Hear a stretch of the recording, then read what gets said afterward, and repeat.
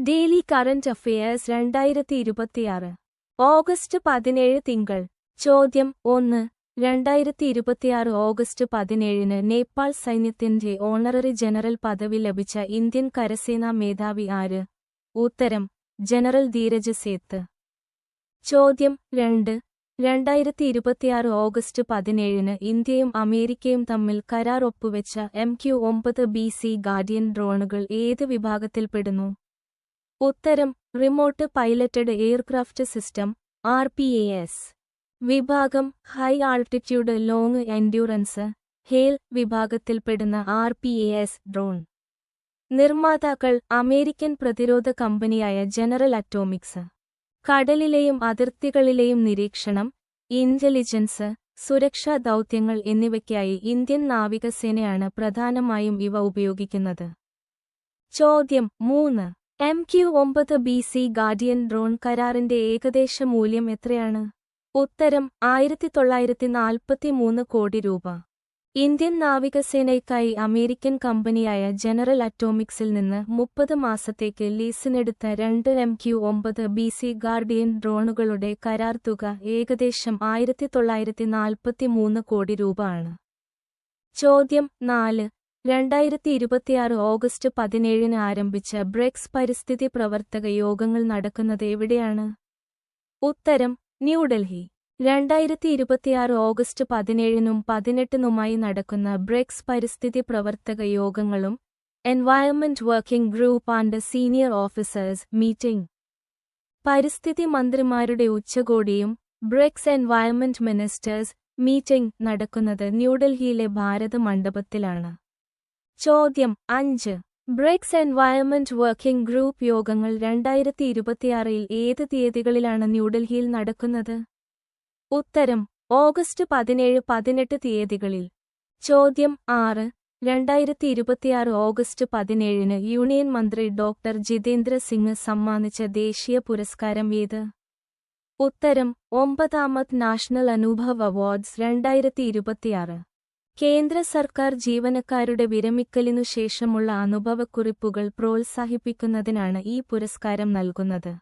ചോദ്യം 7. 2026-ലെ നാഷണൽ അനുഭവ് അവാർഡ്സിൽ എത്ര വിരമിച്ച ജീവനക്കാരെയാണ് ആദരിക്കുന്നത്? ഉത്തരം: 15 പേർ. ഇതിൽ 5 പേർക്ക് അനുഭവ് അവാർഡ് 10 പേർക്ക് ജൂറി സർട്ടിഫിക്കറ്റ് ഓഫ് മെറിറ്റ് ആണ് ലഭിച്ചത്. ചോദ്യം 8. 2026-ലെ നാഷണൽ അനുഭവ് അവാർഡ്സ് ചടങ്ങ് നടന്നത് എവിടെയാണ്? ഉത്തരം: വിജ്ഞാൻ ഭവൻ, ന്യൂഡൽഹി. ചോദ്യം 9.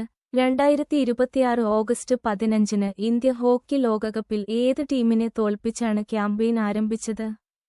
ഉത്തരം: വെയിൽസ്. 2026 ഓഗസ്റ്റ് 15-ന് നെതർലാൻഡ്സിലെ ആംസ്റ്റൽവീനിൽ വേജനർ സ്റ്റാഡിയൻ ആരംഭിച്ച FIH പുരുഷ ഹോക്കി ലോകകപ്പിലെ പൂൾ D മത്സരത്തിൽ വെയിൽസിനെ 3-1 തോൽപ്പിച്ചാണ് ഇന്ത്യൻ പുരുഷ ഹോക്കി ടീം തങ്ങളുടെ ലോകകപ്പ് ക്യാമ്പയിന് തുടക്കമിട്ടത്. ചോദ്യം 10. 2026 ഓഗസ്റ്റ് 16-ന് കേരളത്തിൽ ആരംഭിച്ചതായി സർക്കാർ പ്രഖ്യാപിച്ച തുറമുഖാധിഷ്ഠിത വ്യവസായ ലോജിസ്റ്റിക്സ് വികസന സംരംഭം ഏത്? ഉത്തരം: മിഷൻ സമുദ്ര. മിഷൻ സമുദ്ര എന്നാൽ വിഴിഞ്ഞം അന്താരാഷ്ട്ര തുറമുഖത്തിന്റെ പൂർണ്ണസജ്ജമായ എക്സിം പ്രവർത്തനങ്ങളോടനുബന്ധിച്ച് കേരള സർക്കാർ ആരംഭിച്ച തുറമുഖാധിഷ്ഠിത വ്യവസായ ലോജിസ്റ്റിക്സ് വികസന പദ്ധതിയാണ്. ലക്ഷ്യം: വിഴിഞ്ഞം കേന്ദ്രീകരിച്ച് 8 വ്യവസായ ക്ലസ്റ്ററുകൾ, 3 പുതിയ നഗരങ്ങൾ, 600 കിലോമീറ്റർ വരുന്ന കേരള തീരദേശം എന്നിവയെ ഉൾപ്പെടുത്തി സമഗ്രമായ സാമ്പത്തിക മേഖല വികസിപ്പിക്കുക. 400 കോടി രൂപയുടെ തുടക്ക ഫണ്ടോടെയാണ് കാറ്റലിറ്റിക് ഫണ്ട് പദ്ധതി പ്രഖ്യാപിച്ചിരിക്കുന്നത്. ചോദ്യം 11. 2026 ഓഗസ്റ്റ് 16-ന് കേരളത്തിൽ PMAYU 2.0 പദ്ധതിയുടെ രണ്ടാംഘട്ടത്തിൽ ഏകദേശം എത്ര ഗുണഭോക്താക്കളെയാണ് ലക്ഷ്യമിടുന്നത്? ഉത്തരം: ഏകദേശം 30,000 ഗുണഭോക്താക്കൾ. പദ്ധതി പ്രകാരം ഓരോ ഭവനരഹിത കുടുംബത്തിനും ആകെ 4 ലക്ഷം രൂപ വീതം സാമ്പത്തിക സഹായം ലഭിക്കും. ഇതിൽ കേന്ദ്ര വിഹിതമായി 1.5 ലക്ഷം രൂപയും സംസ്ഥാന വിഹിതമായി 1 ലക്ഷം രൂപയും നൽകുന്നു. ശേഷിക്കുന്ന തുക നഗരസഭയും ഗുണഭോക്താവും ചേർന്നാണ് വഹിക്കുന്നത്.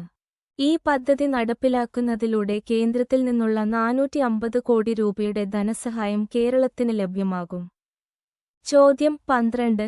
2026 ഓഗസ്റ്റ് 17-ന് IRCON ഇന്റർനാഷണലിന്റെ ഇൻഡിപെൻഡന്റ് ഡയറക്ടർ ആയി നിയമിതയായത് ആര്?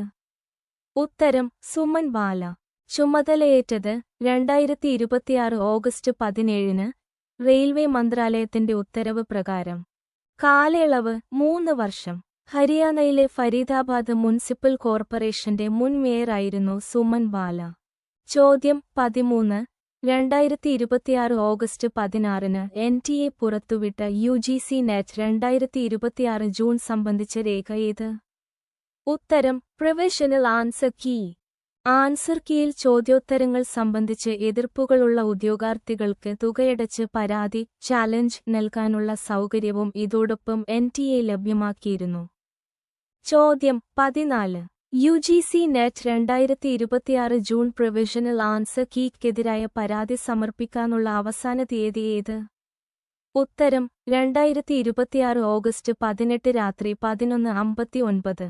തൃപ്തികരമല്ലാത്ത ഓരോ ഉത്തരത്തിനും ആൻസർ കീ ചാലഞ്ച് ഉദ്യോഗാർത്ഥികൾ 200 രൂപ വീതം ഫീസ് അടയ്ക്കേണ്ടതുണ്ട്. ചോദ്യം 15.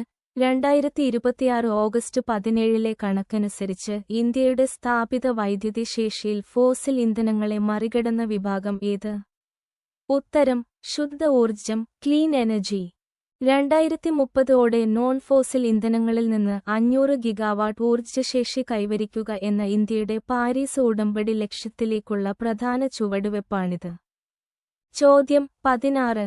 2026 ഓഗസ്റ്റ് 17-ലെ കണക്കനുസരിച്ച് ഇന്ത്യയിലെ സ്ഥാപിത ശുദ്ധ ഊർജ്ജശേഷി എത്രയാണ്? ഉത്തരം 331.7. ആദ്യമായാണ് ഇന്ത്യയിലെ ശുദ്ധ ഊർജ്ജശേഷി ഫോസിൽ ഇന്ധനശേഷിയെ 302 ഗിഗാവാട്ട് മറികടക്കുന്നത്.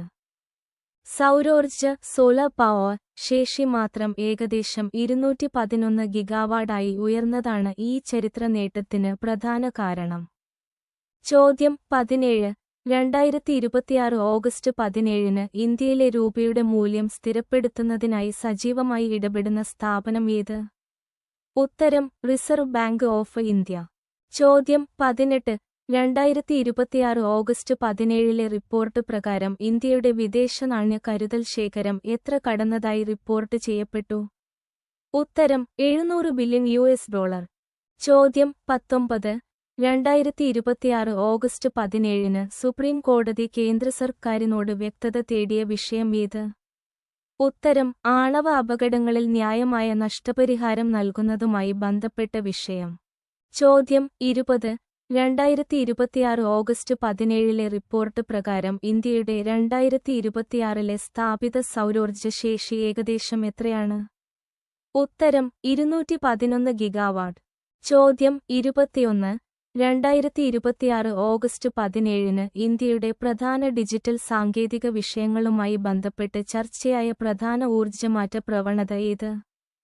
ഉത്തരം പുനരുപയോഗിക്കാവുന്ന ശുദ്ധ ഊർജ്ജശേഷിയുടെ വേഗത്തിലുള്ള വർധന. Thank you for watching.